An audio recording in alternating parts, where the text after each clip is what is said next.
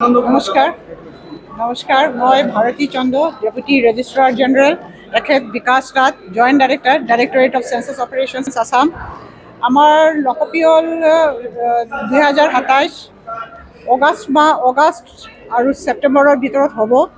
আমাৰ সেল্ফ এনিমাৰেশ্যন এই বছৰৰ চেঞ্চাছ ডিজিটেল মোডতে হ'ব। 2 অগষ্টৰ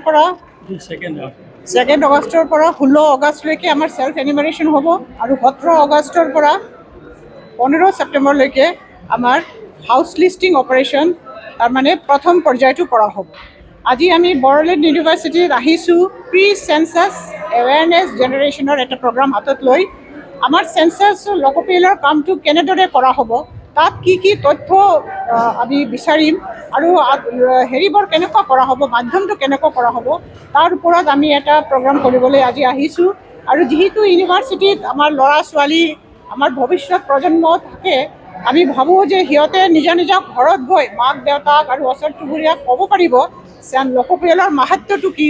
ইয়াৰ জৰিয়তে বিভিন্ন প্লেন প্ৰগ্ৰাম গভৰ্ণমেণ্টৰ তথ্য যোগান কৰা হয় আৰু সিহঁতে গৈ নিজৰ ঘৰত কথাখিনি ক'ব পাৰিব।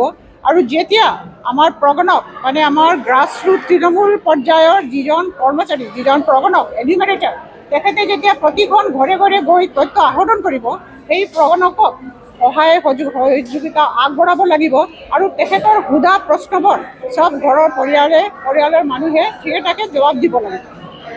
আৰু বহুতখিনি কথা আছে, আমি যিখিনি তথ্য আমি আহৰণ কৰিম সেই তথ্যবোৰ কনফিডেঞ্চিয়েল ৰখা হ'ব। ব্যক্তি পৰ্যায়ৰ কোনো ধৰণৰ ইনফৰমেশ্যন পাব্লিক ডমেইনত আমি লিক আউট নকৰোঁ। আমি এটা ডাটাটো আমাৰ মানে ষ্টেটিষ্টিকেল ফৰ্মত আমাৰ ৰিলিজ কৰা হ'ব।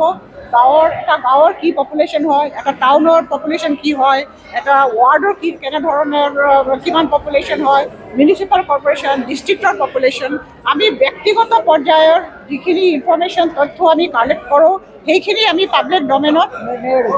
সেইকাৰণে কোনোবাই ভয় খাবলৈ কোনো কথা নাই। যিখিনি প্ৰশ্ন সোধা হ'ব সেইখিনি ভালদৰে একদম শুদ্ধ সহকাৰে দিব লাগিব। আমাৰ এইখিনিয়ে ক'বলগীয়া আছে।